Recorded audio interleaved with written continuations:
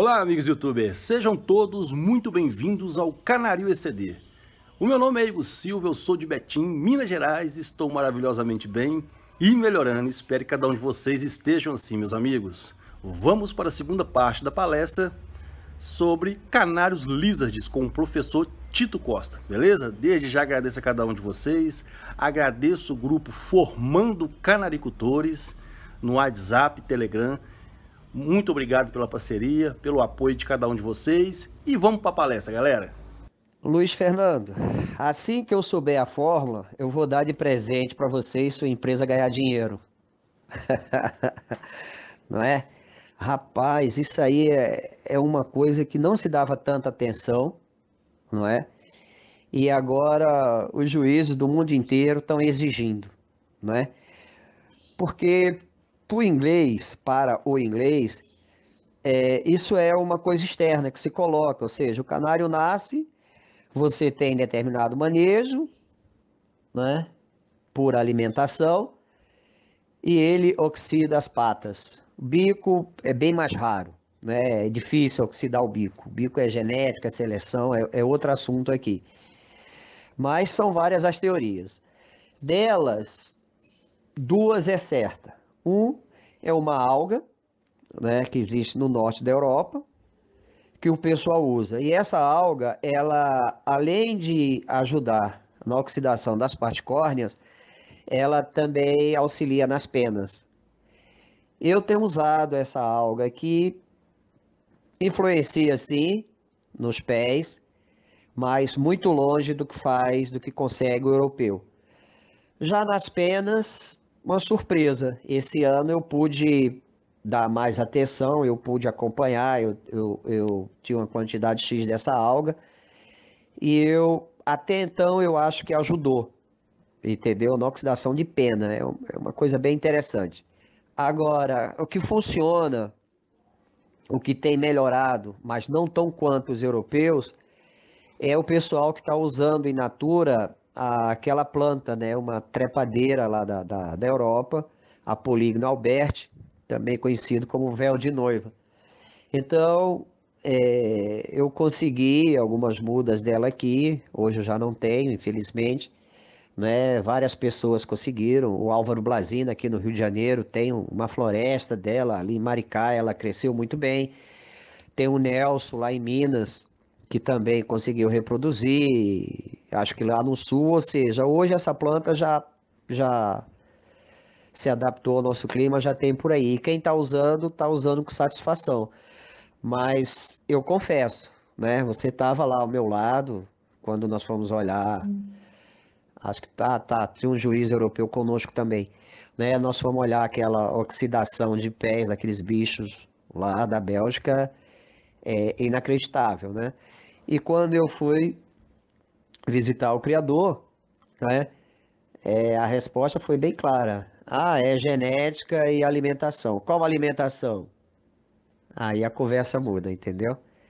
Tinha uma terra escura, assim, que eu vi os canários comendo aquilo ali e tal. Eu peguei um pouco, botei no bolso para ver o que que era depois, tal, né? E o criador falou: não, é para poupar jornal, o jornal tem chumbo, eu boto essa terra. Aí o criador do lado fala: aquele filho da mãe tem um segredo, usa terra, não fala qual é a terra pra gente. Então fica nisso, não é? E a terceira coisa que eu falaria que ajuda é o sol. Só que o sol é um perigo também, né? O sol ele tira um pouco da oxidação da pena, ele ofusca o brilho da pena. Então o sol para o lizard ele é extremamente necessário, né? Você tem que dar o sol, mas você tem que dar o sol com muito cuidado, porque do jeito que ele ajuda as partes córneas, ele ofusca apenas e ele acentua a feomelanina, principalmente nos fundos brancos. E o vermelho, nem pensar, sol como nos outros. Luiz, tem alguma coisa de genética sim, mas nesse caso é 100% manejo, tá? Pelo que eu vejo das fotos dos próprios criadores, inclusive aquele que nós vimos juntos lá na Europa, quando você olha o filhote, parece o canário de cor comum, aquele pé branco, não é normal. E daqui a 6 meses, 8 meses, você olha para os canários, é aquela belezura que a gente viu, preto, brilhante, vivo, muito, muito escuro. Olá, Marçal, boa noite. Você é uma das pessoas que eu mais admiro no meio, cara. A criação brasileira seria muito melhor se tivesse mais pessoas como você. Cara, foi um momento muito difícil da minha vida, cara. Foi aquele momento assim, eu já tive algumas perdas na vida, eu levei de uma maneira, mas quando você vê mais de 80% do seu plantel ir embora de uma maneira totalmente injusta, é muito difícil. O primeiro roubo, não é? Eu perdi cerca de 100 canários, mas eles levaram uma voadeira de arma seca, tal, tal. Eu consegui me recompor. Agora a segunda não. A segunda levaram 90% dos bolsus, por exemplo. Quer dizer, um investimento altíssimo que eu tinha feito. Estava com bichos aqui muito bons, não é? E Lizard praticamente levaram o que eu tinha de melhor. Então, isso me derrubou muito. Foi momento de querer parar a criar, foi momento de se sentir injustiçado. Mas eu tenho muitos amigos aqui no exterior. Minha família foi muito importante, não é? E eu me fiz a seguinte pergunta: se eu parar de criar, como estará a minha cabeça daqui a 5 anos? Você entendeu? Então foi hora de baixar a bola e recontar o que sobrou e recomeçar, não é? E teve outra coisa, os amigos que chegaram até a mim, eles chegavam assim, cara, a raça precisa de você. Olha, você deu tanta força para as pessoas, se você desistir agora, você vai desestimular muita gente, não é? Eu lembro que você foi uma das pessoas que me ligou e você foi muito enfático em você falar, cara, você é resiliente, entendeu? E isso era uma coisa que meu nono falava, que se a gente não fosse teimoso, a gente não conseguia. Então eu resolvi recomeçar, dividindo em duas partes as tuas duas perguntas, né? Como eu consegui repor? Eu trabalho com linhagem, né? E eu já tinha, assim, uma linhagem minha.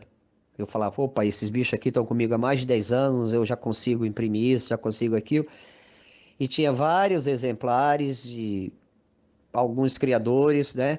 Que eu ia introduzindo nessa minha linhagem e aumentando meu plantel, né? Muito fruto do pouco, do tanto que o Lazina tentou me ensinar, eu ia fazendo isso, uma coisa bem planejada, não é? O Reis me ensinou muito como planejar plantel, tal, não é? Eu trabalhava dessa forma. Só que de um dia para o outro, eu fiquei com alguns filhotes, né? E os velhos, porque quando os canários completam 3 anos aqui, eu tiro, coloco numas voadeiras, dou o melhor possível para eles terminarem sua existência nessa terra. E eu fiquei com esses canários. Eu falei, é com isso. Então eu tive a sorte, cara. Canário com 5 anos, 6 anos aqui reproduziram. E hoje eu já tô com 60, 70% do meu plantel reposto. E por outro lado, a notícia correu o mundo, né? Obviamente. E as três linhagens que eu mais gosto hoje no mundo, eu consegui ter elas aqui de volta.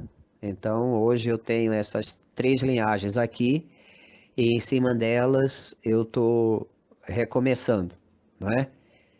Eu acredito que mais uns 3, 4, 5 anos eu tenho aqui um plantel que já me satisfaça, não é? Não que o que eu tenha hoje não seja bom, não é isso. O que eu tenho hoje, tenho coisa muito boa que me agrada, mas é diferente você ter um plantel consolidado como eu estava, já entrando na zona de conforto, entendeu?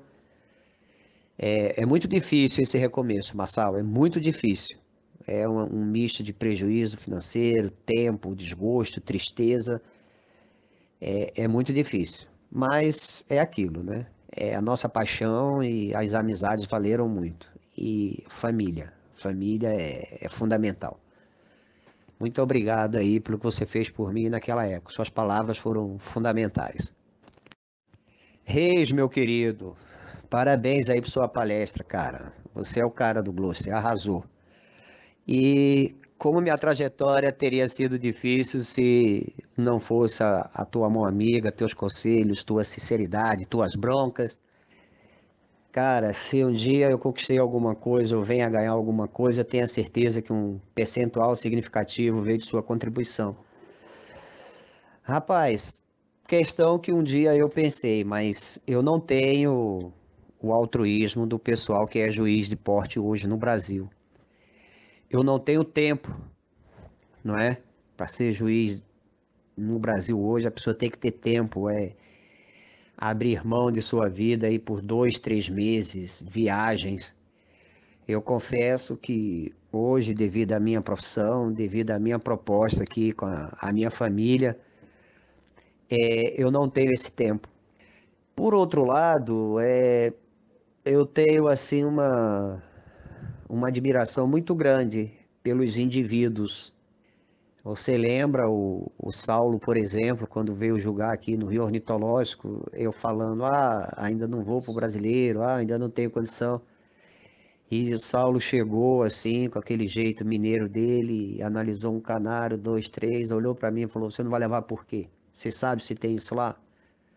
Não é? Eu lembro os primeiros canários de peitinho riscado, aliás, foi você que viu para mim, Tito, esse aqui dá, olha só, tu conseguiu tal. Não é? Leva ele pro Saulo ver e tal. E o Saulo falou, cara, já tá chegando, é hora de levar. Então, o Bigatão aqui conosco anualmente. Caraca, como o cara acerta, tem a pontuação que a gente consegue. E eu sou professor, né, cara? Eu não gosto muito dessa coisa determinante. Primeiro, segundo e terceiro, tchau. Eu gosto do diálogo, eu gosto do adverso, eu gosto dos pontos de vistas. Entendeu? Eu gosto de fazer qualquer coisa para que alguém cresça, eu gosto que alguém faça qualquer coisa para que eu cresça. E eu acho que eu não seria um bom juiz, que meu julgamento talvez fosse aula, eu quisesse explicar. E eu acho que no Brasil a gente ainda não tem cultura para isso, não é? Eu acho que a gente está caminhando muito, o nível é muito alto. Tá chegando uma geração de criadores aí fantástica. Recentemente o Vagninho deu um show pra gente aqui do Five Fans. Entendeu? Com certeza tem muito mais moral do que a maioria dos juízes, mas ele domina bem uma raça, tem todas as outras que ele está aprendendo, que já conhece, algumas já domina. Então, ser juiz é um altruísmo muito grande que hoje eu confesso para você, eu não tenho. Eu não tenho esse altruísmo, eu não tenho essa solicitude para essa função e eu também não tenho tempo.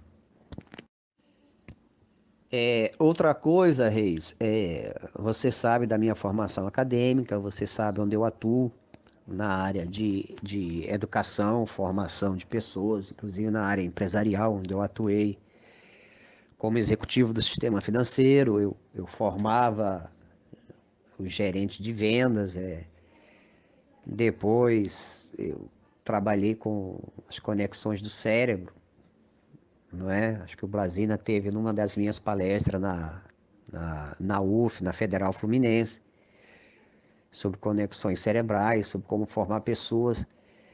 E eu não vejo hoje, não por má fé, não por maldade, sabe, assim, não querer prejudicar, não essas coisas que a gente ouve por aí, os caras são juízes, agora fecharam a porta, não quer que ninguém vá. Não, não é isso. Mas o sistema atual, ele é muito ingrato, ele é muito injusto para o criador que quer se tornar juiz. Eu diria que ele é ineficiente, eu diria que o conservadorismo, a visão limitada, está impedindo dessa nova geração que está chegando aí com muita condição, com muita capacidade técnica, com muita moral. Te digo que esse pessoal que está chegando tem muito mais ética do que o pessoal que está, não é? E eu acredito muito na jovialidade do Mário, eu acredito muito no ouvido do Basílio. Basílio é um cara que escuta. O Carlito sabe que ele é uma pessoa bem conservadora, mas Carlito é muito inteligente. Então eu acho que daqui a pouco eles vão perceber que a juizada de porte é pouca, tem pouca gente, está envelhecendo, não é? e eles podem escutar. Tem muita gente da área de educação que pode montar um sistema de seleção, qualificar.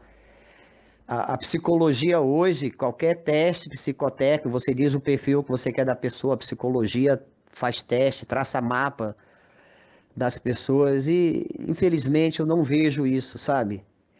Eu lembro quando eu era mais ingênuo, que eu ia conversar com algum juiz, nossa senhora, eu virei alvo, fui pessoa da não grata, entendeu? Hoje é difícil, é muito difícil para o criador chegar e falar com igual para o juiz. Eu estou falando isso no contexto, né? Nós temos juízes excelentes que chegam até você, que dialogam, não é? Eu sou muito feliz porque a grande maioria conversa comigo sempre. No último brasileiro, um canário sagrou-se campeão. E estava eu, o criador, a gente conversando. O canário não era para ter sido campeão. O criador viu as coisas, a gente discutiu junto. Depois eu conversei com um juiz aspirante, né? A gente viu depois um juiz experiente, uma das pessoas que eu mais admiro na área. Eu mostrei a foto e tal. E os caras, pô, Tito, obrigado, tal. Então, eu acho que isso é uma conquista, né? Mas eu tô muito confiante. O Basile ouve muito, o Carlito é uma pessoa muito inteligente e o Mário é a nossa esperança. Mário é o novo, Mário é... A gente acredita que venha mudanças por aí. E eu acho que não tem como sustentar essa dificuldade toda. Ano passado, se eu não estou enganado, 8 pessoas. Cara, eu conheço os 8, não entrou ninguém. Entendeu? Será que eles não estão escutando pessoas erradas? Não sei, isso aí eu acho que cabe a eles. O Mário e o João Basílio vão palestrar aqui. Eu acho que essa pergunta cairia muito bem para eles, né? Eu, por enquanto, eu tenho essa percepção. Eu acho que quando unir o ouvido do Basílio, a inteligência do Carlito, a jovialidade do Mário, esses três dialogarem e falar assim, o que a gente pode fazer para ter bons juízes de cor? Eles escutarem o pessoal da área de educação, como formar esses juízes, eles escutarem o pessoal da área de psicologia, de fazer melhor seleção, eu acho que todos vão ganhar. Tem muita gente boa aí chegando, querendo ser juiz, né? Tem muita gente boa com medo desse processo, ficando de fora, né? Eu, por enquanto, eu estou torcendo muito e orando para que isso aconteça. Opa, boa noite, boa pergunta e prazer revê-lo por esse meio, hein? Isso faz tempo, né?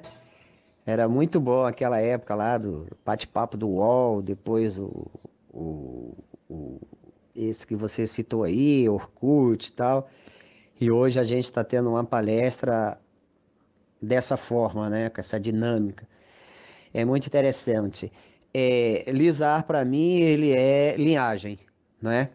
Lisar é um canário que A mais B não vai dar a B, né? Mas se você tem uma linhagem e você desenvolve ela no meio daqueles exemplares, vai saindo os canários com as características que você busca, correto? Então você tem que ter a linhagem, saber trabalhar essa linhagem que esses desenhos, essas características aparecem, tá bom?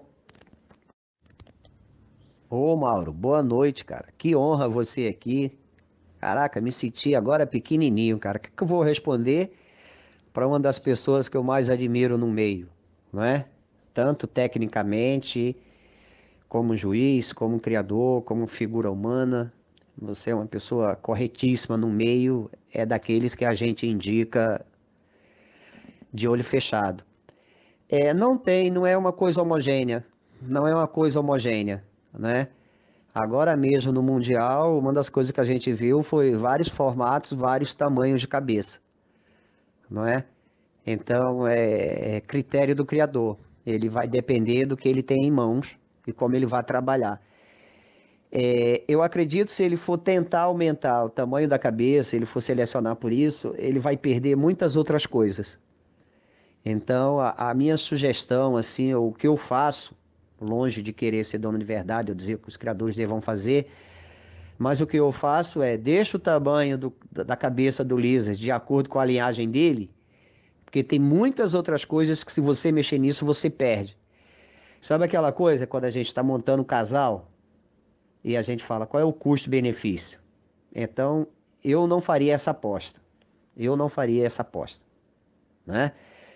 Aí vem aqueles famosos teóricos, aquele pessoal que fala, etc e tal. Ah, o canário de cabeça grande aparece melhor a cúpula. Ah, o canário cabeça pequena aparece melhor o desenho. Cara, não tem nada a ver. Você vê canários de cabeça grande com desenho, você vê cúpula boa em todos os tamanhos, não é?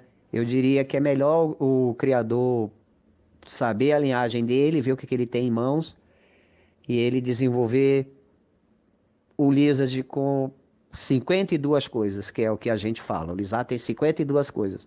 Cabeça não tá tamanho, tô falando exclusivamente de tamanho. De cabeça não tá nesses 52 itens.